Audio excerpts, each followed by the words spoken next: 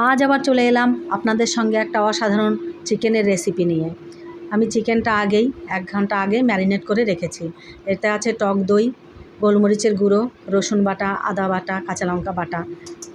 এখন আমি শুকনো খোলায় মশলাগুলো ভেজে তুলে নেব।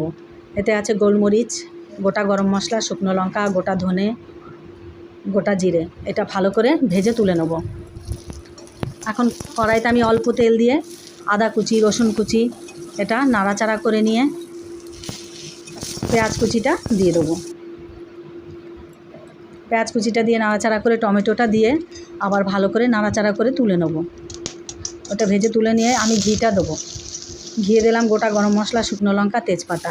আজ আমি মাংসটা করব ঘি দিয়ে, সর্ষের তেল দেবো না। পেঁয়াজটা দিলাম, পেঁয়াজটা নাড়াচাড়া করে নিয়ে আর ম্যারিনেট করে রাখা মাংসটা দিয়ে দেবো। মাংসটা দিয়ে ভালো করে নাড়াচাড়া করে মিশিয়ে নেব।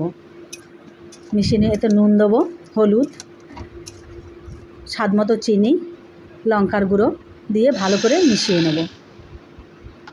এটা ঢাকা দিয়ে দিয়ে রান্না করতে হবে। এবার আমি মশলাটা করে নেব।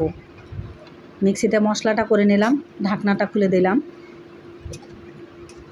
এবার ভালো করে নাড়াচাড়া করে মিশিয়ে নেব। আমি দিয়ে দিলাম বাটার।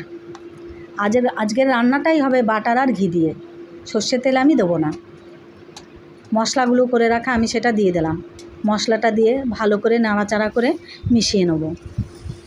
দেখুন এইভাবে নাড়াচাড়া করে মিশিয়ে নিয়ে ঢাকা দিয়ে দিয়ে রান্না করতে হবে। আবার ঢাকনাটা খুলে নিলাম। এবার ভালো করে মিশিয়ে নেব। আলুটা আমি আগেই ভেজে রেখেছিলাম, সেই আলুটা দিয়ে দিলাম। আপনাদের অপশন, ইচ্ছে হলে দেবেন, নয়তো দেবেন না। পাশে ফুটিয়ে রাখা জলটা আমি দিয়ে দিলাম। জলটা দিয়ে ভালো করে নাড়াচাড়া করে আমি ঢাকা দিয়ে ঢেকে দিলাম। ঢাকনাটা খুলে নিলাম। এখন ভালো ফুটছে, আবার ঢাকা দিয়ে দিলাম। ঢাকনাটা খুলে নিলাম। নামানোর আগে আমি কারি পাতাগুলো দিয়ে দেবো। কারি পাতা দিয়ে আমি ঢাকা দিয়ে দেবো। এখন আবার আমি দেবো একটু ঘি।